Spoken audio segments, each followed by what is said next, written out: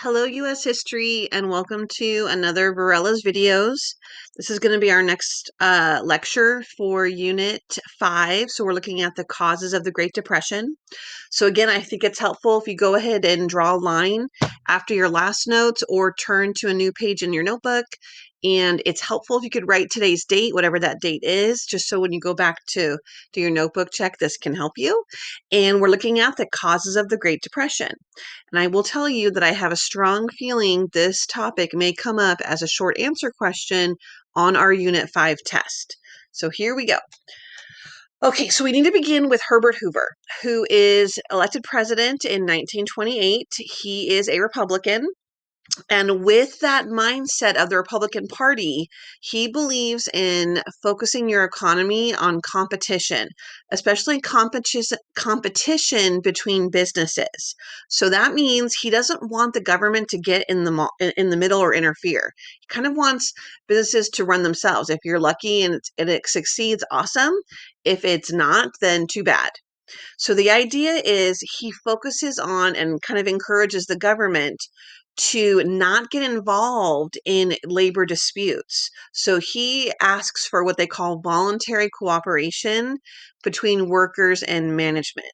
What that really is no labor unions. And that workers should sort of take their complaints to their bosses and they should try to work out their differences.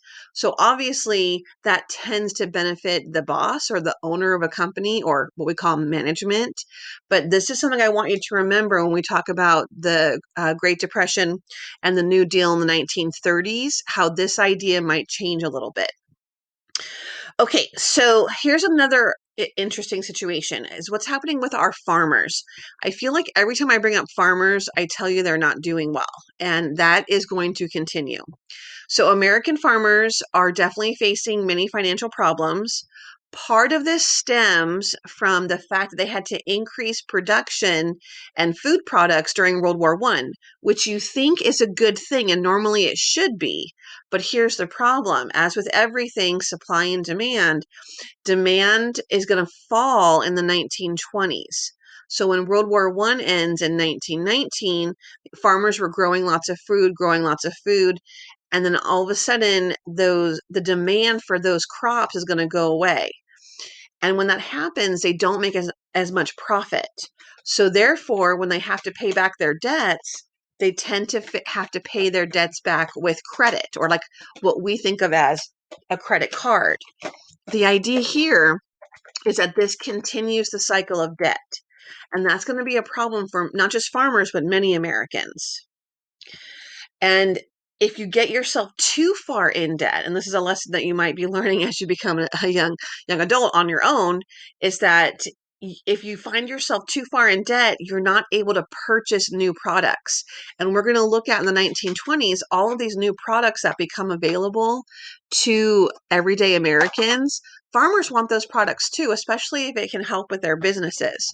So remember that situation and what it means for them. Unequal distribution of wealth. This is going to be a topic that we're actually still struggling with as a country today. And it's very simple. The rich are getting richer and the poor are getting poorer.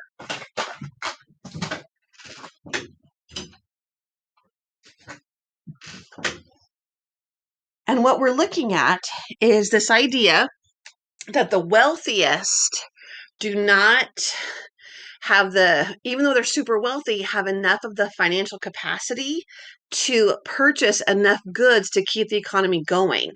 And if you think about it, if you don't feel like you have a lot of money, you're not going to buy stuff. So here's one sort of fallout. Besides the fact that it's extremely unfair to have this very small part of the population have all the money and most of the population have none, the buying power of the wealthy can only go so far. So if the wealthy can't continue to buy enough products to keep the economy going, that could be a problem. Here we're going to come back to the credit issue, and we call it easy misleading credit. Credit as in like credit cards.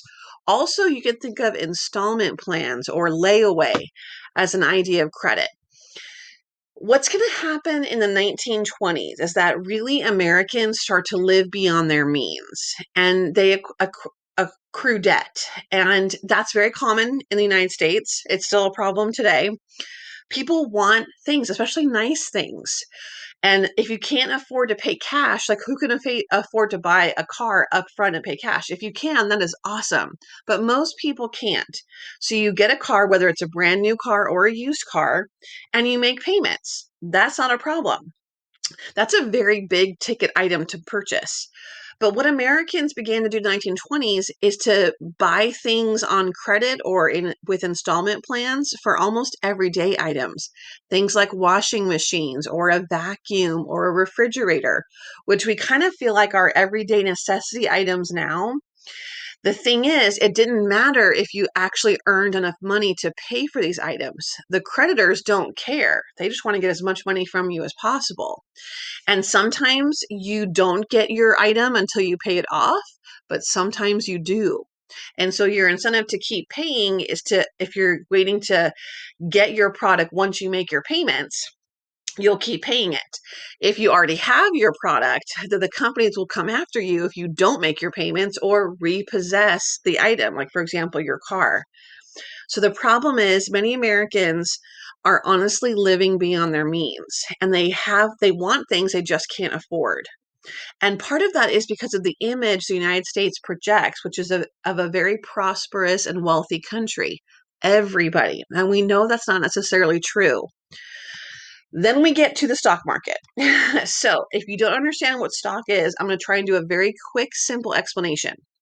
If you're buying in stock, honestly, you're investing in a company. So in a way, you have a very tiny piece or partial ownership of that country, of that company. When a company is doing well, everyone who has stock makes a profit. So investors make a profit.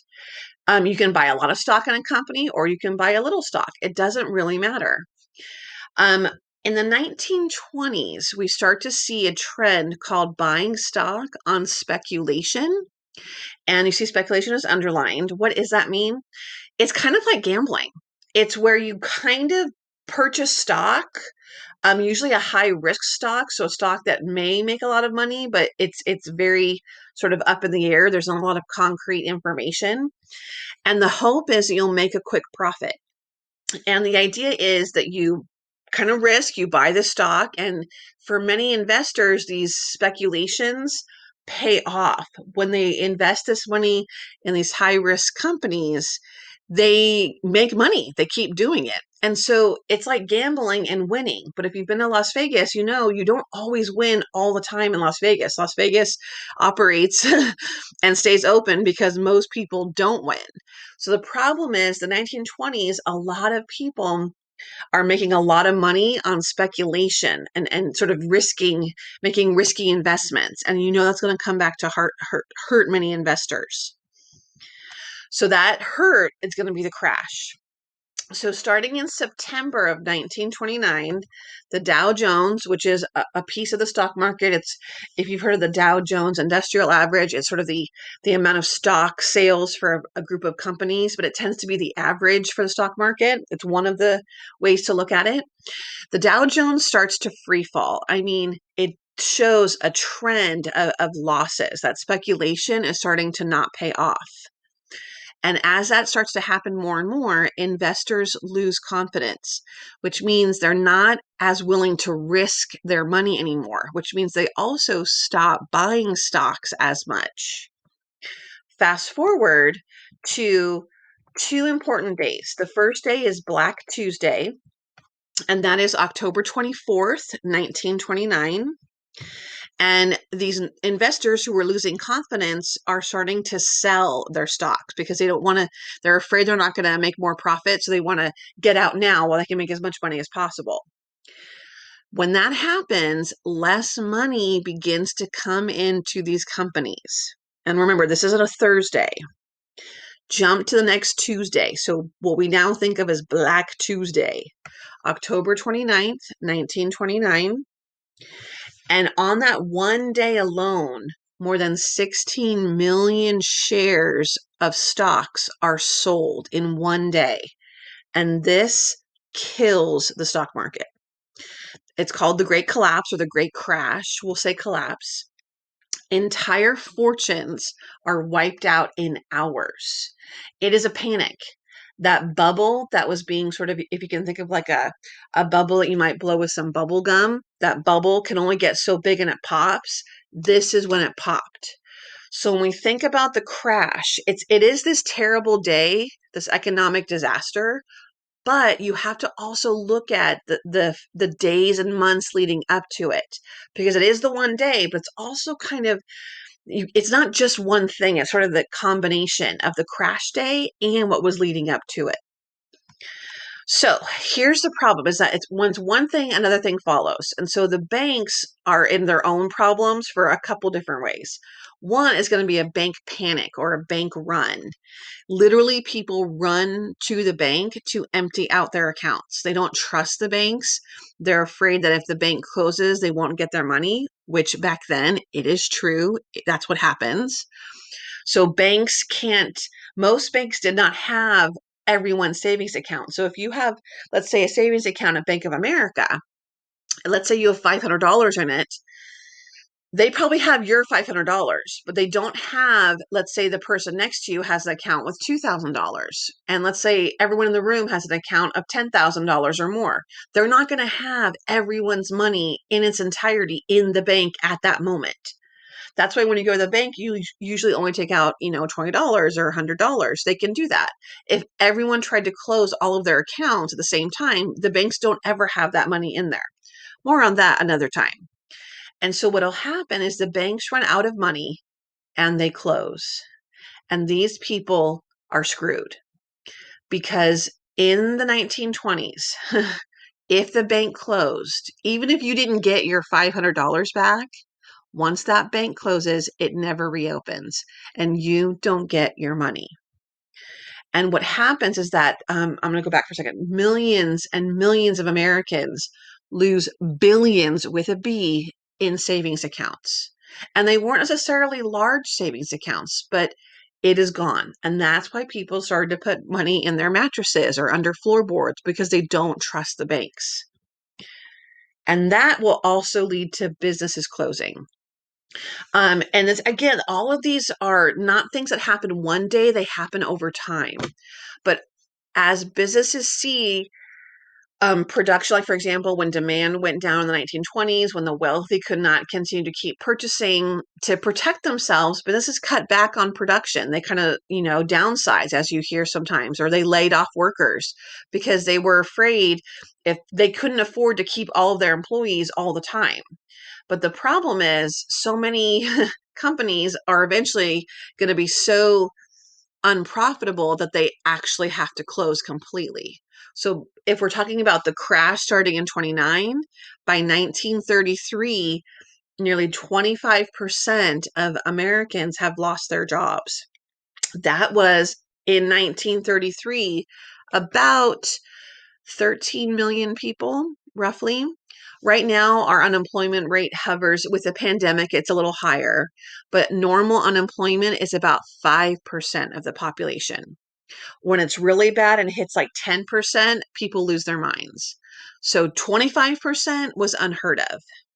To put it in perspective, picture Dodger Stadium, fill up every seat in Dodger Stadium, give all those people a job, and the next day fire them. And do that for a year. And that will get you to 25 million, roughly. I'm sorry, 25%, which is 13 million. That's a lot of people. So 25% of Americans had lost their jobs by 1933. This is catastrophic. The government tried to help in the short term in the beginning in 1930, and you may hear this next year in economics. The Harley-Smoot tariff is a very famous tariff. Remember, tariff usually means tax.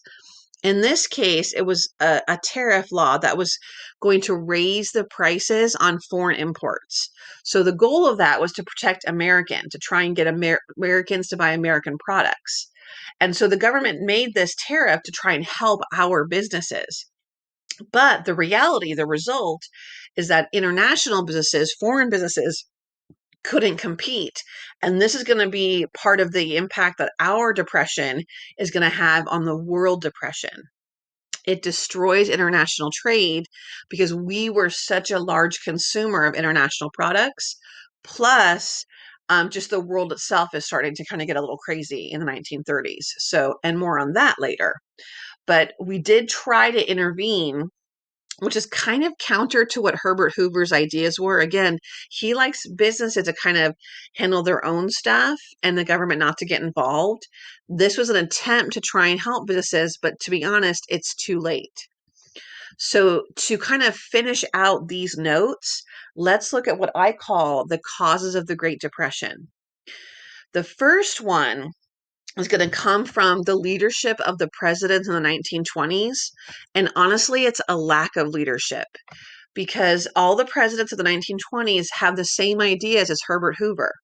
And this dates back to you've got Warren G. Harding in 1920. You have Calvin Coolidge in 1923 because Harding dies actually in office. And then you have Herbert Hoover, and they all are the same ideas, which is laissez-faire, a hands-off economy. This idea the government should not regulate business or should have very little interference in business. And that is a Republican mindset, and they were all three Republicans. This unequal distribution of wealth. Too much money is in the hands of too few people. And so when you have a lot of poor people, that is a problem. And we are still struggling with this in 2021. It hasn't gone away. Too much supply, not enough demand. There's a lot of products out there. This is kind of a misconception about the Great Depression. People say, oh, there's nothing to buy. No, there was a lot to buy. There's just not enough demand. People don't have money. No, they could not have money because the bank closed. They could not have money because they lost their job. So the idea is that they just don't have the money. So therefore, they are not buying. And therefore, it's too much supply. That's the problem. People aren't able to buy. And not because they don't want to, some of them don't have the means to. Unemployment, so that 25% unemployment is huge, again, as a result of businesses closing. Too much credit. This comes back to the idea of giving out credit. Also, what I forgot to mention earlier with banks is that not only are they closing because people wanted to pull all their money out, banks were often giving out loans, sometimes even loans to foreign countries. And these loans are not being paid back. So you have the combination of the stock market impact and like the changing dynamics of money and loans not being paid back, plus people wanting to withdraw their money equals banks closing. All of that kind of comes back to the idea that there's too much credit being given out in the first place. So all of that is a problem. And then, of course, we have the stock market crash. So that Black Tuesday is just a killer. So when we think about the Great Depression, and I think I'm going to ask this as a short answer question on our Unit 5 test. So be ready. You can go ahead and list out these causes and you will be all set. Okay, I'm going to leave you there, U.S. history. Hope you like this video, and I will see you in class.